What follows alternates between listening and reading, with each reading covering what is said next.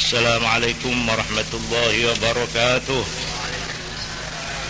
Allahu akbar, Allahu akbar, Allahu akbar, Allahu akbar, Allahu akbar, Allahu akbar, Allahu akbar, Allahu akbar, Allahu akbar kabira, walhamdulillahi katsira, wa subhanallahi bukratan wa asila. La ilaha illallah wallahu akbar. Allahu akbar walillahil hamd. Alhamdulillahil wahidil qahhar. Al-azizil ghaffar. Muqaddiril aqdar. Musarrifil umuri mukawwiril layli 'alan nahar. Tabsiratan li ulil qulubi wal absar. Alladhi ja'ala hadzal yawma yawma 'idil adha min a'zamil ayyam. وسماه يوم الحج الأكبر. أحمده أبلغ الحمد على جميع نعمه وأسأله المزيد من فضله وكرمه. أشهد أن لا إله إلا الله العظيم الواحد الصمد العزيز الحكيم. وأشهد أن محمدا عبده ورسوله الكريم خاتم النبيين أرسله رحمة للعالمين. اللهم صل على سيدنا محمد سيد المرسلين صلوات الله وسلامه عليه وعلى سائر النبيين وآل كل وسائر الصالحين وسلم تسليما كثيرا. أما بعد، أيها الناس، أوصيكم وإياي بتقوى الله. واعلموا أن عيدنا هذا عيد أكبر، عيد تم فيه الإسلام. قال الله تعالى: أعوذ بالله من الشيطان الرجيم: اليوم أكملت لكم دينكم وأتممت عليكم نعمتي ورضيت لكم الإسلام دينا. Para kaum muslimin dan muslimat yang tengah merayakan, membesarkan nama Allah dengan melakukan sembahyang Idul Adha di Masjid Al-Baitul Amin yang kami hormati. Lebih dahulu saya sendiri harus selalu ingat untuk diri sendiri dan juga untuk menyampaikan kepada segenap kaum muslimin, saudara-saudara dan sahabat-sahabat kaum muslimin, untuk selalu mengikuti garis, selalu mentaati ajaran-ajaran dan tuntunan-tuntunan Allah. Itulah yang dinamakan taqwa Allah. Hari ini adalah hari yang nilainya menurut agama adalah hari besar yang terbesar, lebih besar dari Idul Fitri. Sekalipun di Indonesia, khususnya di tanah Jawa, umumnya terbalik. Kalau Idul Fitri dirayakan besar-besaran, tetapi sebaliknya Idul Adha kurang. Padahal menurut kedudukannya, nilainya di dalam agama, Idul Adha adalah hari yang terbesar. Sampai di dalam Al-Quranul Karim Allah menamakan hari ini Yaumal Hajjil Akbar, hari haji besar yang terbesar. Takbirnya saja lebih lama daripada takbir Idul Fitri. Mulai hari ini sampai hari Minggu yang akan datang, 4 hari berturut-turut siang malam kita diperintah Allah untuk mengagungkan dan membesarkan namanya, bertakbir, bertahmid, bertamjid.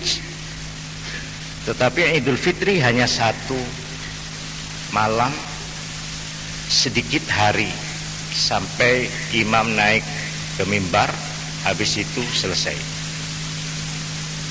Memang kebesaran ini oleh karena pada hari raya Idul Adha inilah bangunan besar, yaitu yang namanya agama Islam, rampung diselesaikan. selesai dibangun selama 22 tahun, 2 bulan, 22 hari, maka sempurnalah bangunan yang disebut agama Islam. Sebagaimana dinyatakan di dalam Al-Quranul Karim, pada hari ini aku telah menyempurnakan untukmu agamamu, dan pada hari ini aku telah menyelesaikan, telah merampungkan, telah melimpah ruahkan kepadamu nikmatku. Tidak ada nikmat sebesar nikmat tuntunan hidup, pedoman hidup yang namanya agama Islam. Wa raditu lakumul Islam madinah. Sekaranglah aku meresmikan bahwa aku sebagai Tuhan, sebagai Allah, sebagai penciptamu, telah meluluskan, telah merelakan untukmu Islam sebagai agama. Karena itu, kalau Idul Fitri yang diantar dengan Ramadan sebagai hari besar, meletakkan batu pertama dari yang namanya bangunan Islam dengan turunnya wahyu yang pertama, maka Idul Adha ini adalah selesainya bangunan besar itu dengan turunnya ayat yang barusan saya baca. Pada hari ini telah selesai kerja besar. Memang hari raya ini disebut hari yang besar, mengagungkan Allah yang maha besar. Karena di dalam hari inilah umat Islam yang beriman dididik untuk menjadi manusia yang besar,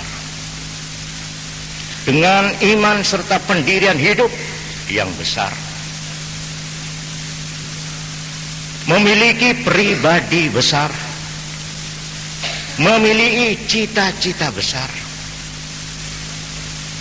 dalam lingkungan keluarga besar, persaudaraan besar, solidaritas besar yang dicerminkan di dalam haji yang besar.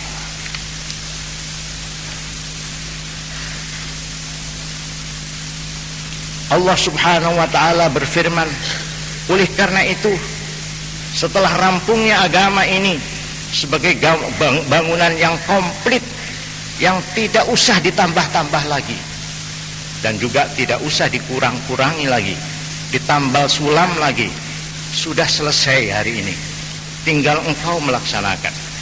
Dan sekali engkau beriman, ya ayyuhalladzina amanu dkhulu fis-silmi kaffah, sekali engkau menyatakan beriman kepada Allah dan kepada Rasulullah sallallahu alaihi wasallam, udkhulu, masuklah, fis-silmi kaffah, di dalam Islam, bangunan yang sudah selesai ini, kafah, jangan tanggung-tanggung.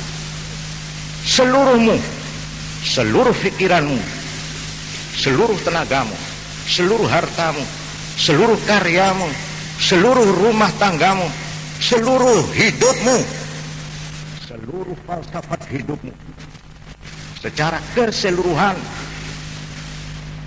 masuk di dalam Islam dengan 2 kaki, dengan 2 tangan, dengan seluruh jiwa dan raga. Wala tattabi'u khutuwatis syaitan, jangan kamu memperturutkan langkah-langkah ajaan syaitan. Innahu lakum aduwwum mubin.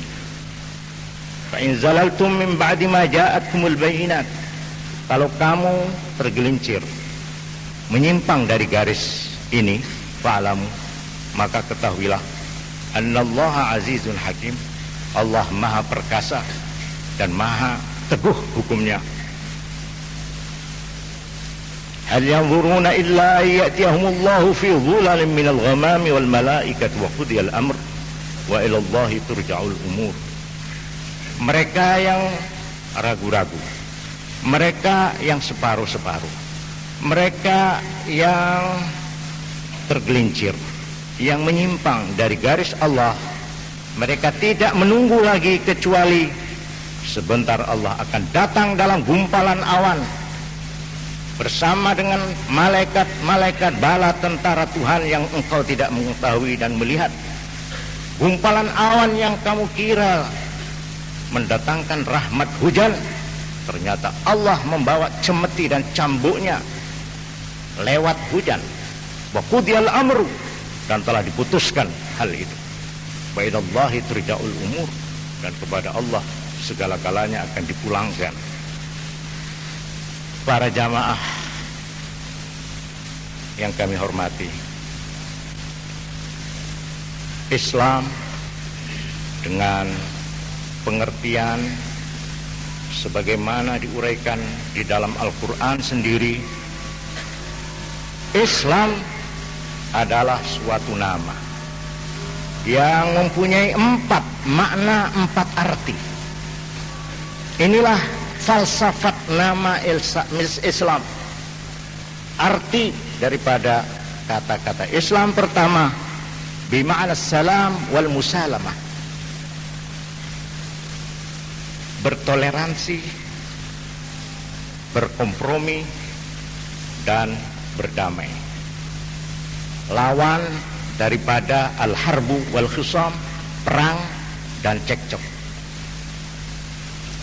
Wa idza khatabahumul jahiluna qalu salama. Hamba-hamba Allah yang dipuji di dalam Al-Quran, wa ibadur rahmani yamshuna alal ardi hauna, mereka yang menjalani hidup ini dengan tenang, tidak tergopoh-gopoh, tidak tergoyang-goyang. Dan kalau mereka itu dicemoohkan, diejek oleh mereka yang usil-usil, jawab mereka qalu salama, damai. Salam seorang Islam, assalamualaikum, damai. Kedua, makna Islam dalam arti bima'na al-khudu wal inqiyad tau'an au karha. Yang kedua, Islam dari kata-kata salam yang bermakna tunduk, takluk, dengan sukarela atau terpaksa. Walahu aslama man fil ardi man fis samawati wal ardi tau'an au karha wa ilaihi turja'un. Segenap makhluk, apakah bernyawa atau tidak, di segenap petala langit dan bumi, semuanya tunduk kepada aturan hukum Allah, kepada yang disebut undang-undang natir, yang sebenarnya itu adalah sunnatullah, hukum Allah. Semua, tidak ada satupun makhluk yang terlepas dari hukum Allah, dan semuanya tunduk, suka atau terpaksa. Makna yang kedua. Kemudian makna yang ketiga, Islam dalam arti menyerahkan diri, mengorbankan diri, memasrahkan diri, penyerahan secara total dengan penuh kesadaran dan sukarela kepada Allah Subhanahu wa ta'ala. Qul aslamtu wajhiya lillah, katakan Muhammad, katakan hei tiap-tiap orang Islam, aku menyerahkan segala-galaku lillah, kepada Allah semata. Wa anibu ila rabbikum wa aslimu lahu, kembalilah kepada Tuhanmu dan pasrahlah, menyerah secara total kepada Allah. Ini arti yang ketiga. Kemudian yang terakhir, sesudah dengan nama-nama itu, dengan arti-arti yang tersirat itu, maka akhirnya agama yang dirampungkan bangunannya pada hari Idul Adha ini, yang diamanatkan kepada Nabi yang terakhir yang bernama Muhammad sallallahu alaihi wasallam, agama itu sendiri disebut agama Islam. Raditu wa raditu lakumul Islam Madinah, khusus kata-kata Islam sebagai nama daripada agama yang dibawa oleh beliau.